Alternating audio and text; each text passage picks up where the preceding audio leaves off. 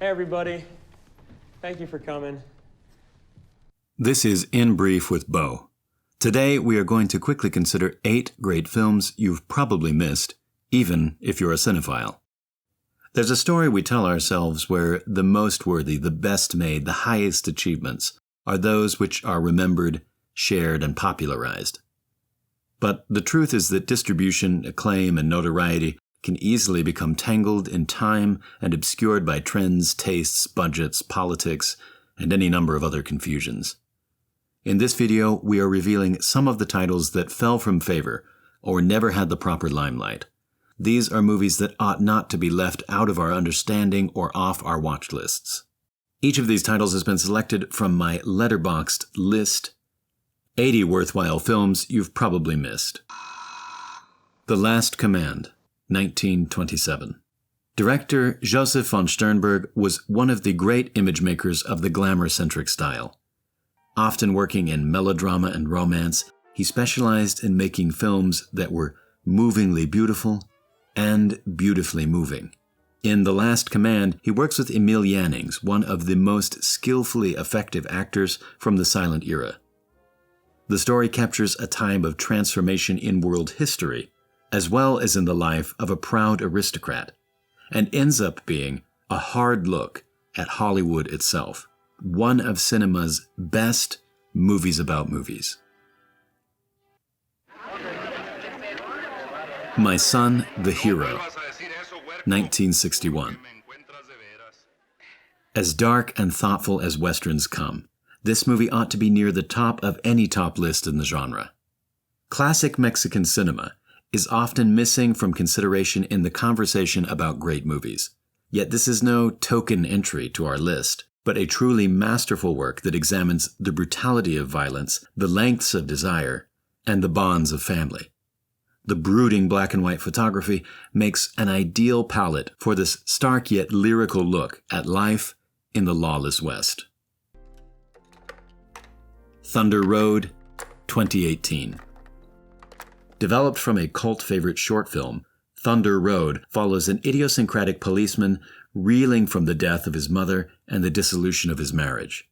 The movie is an offbeat ode to the times in life when we try to do the right thing, in spite of the bewildering fell clutch of circumstance. Melancholy, bizarre, and whimsical, it's a stellar example of the agility and pluck of modern independent cinema.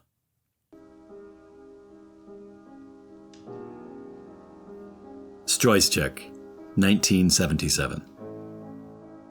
Werner Herzog is a personality so large and legendary that the shadow of his image nearly surpasses the renown of his artistic work. In his prolific career, certain films drift toward obscurity. But Struysczyk isn't just a film that only Herzog could make. It's a film that only Herzog would make.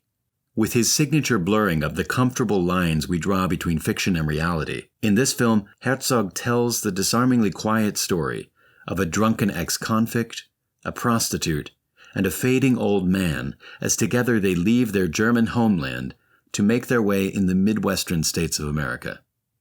The resulting friction in the disparate mixture of inner and outer worlds brings irrevocable results. The Hit, 1984. Recently named by blockbuster golden boy Christopher Nolan as a personal favorite, The Hit follows a character which has long fascinated moviegoers, the professional assassin, or hitman. This darkly comic meditation on mortality is led by acting giants Terrence Stamp, John Hurt, and Tim Roth, and plays out like a sort of unsettling road movie. Despite the genre setting, this is a nuanced and thoroughly compelling film that sits just left of normal. Yo-Yo, 1965. The films of Pierre Étaix were lost for decades in a legal dispute, but are now available as pristine restored editions through the Criterion Collection and on the collection's streaming channel.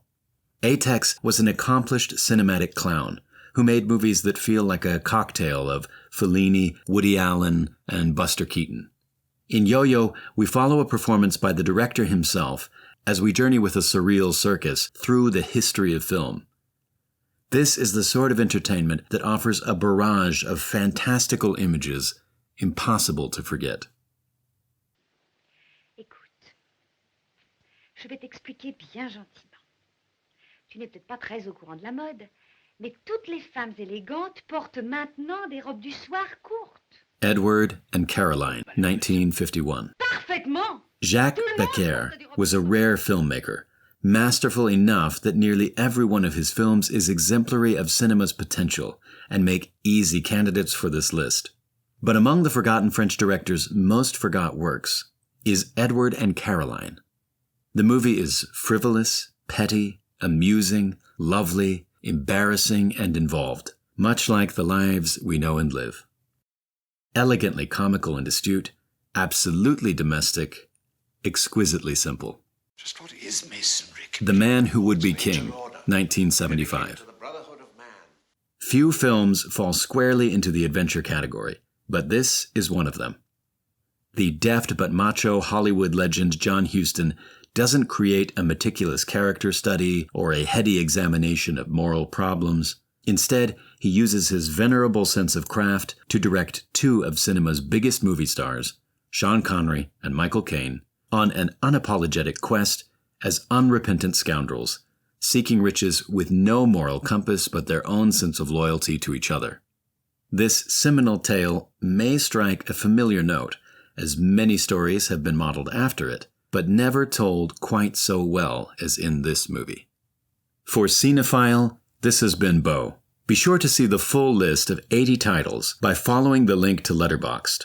Subscribe to this channel for more lists, reviews, and essays, brief or in-depth. If you like movies, you'll like us.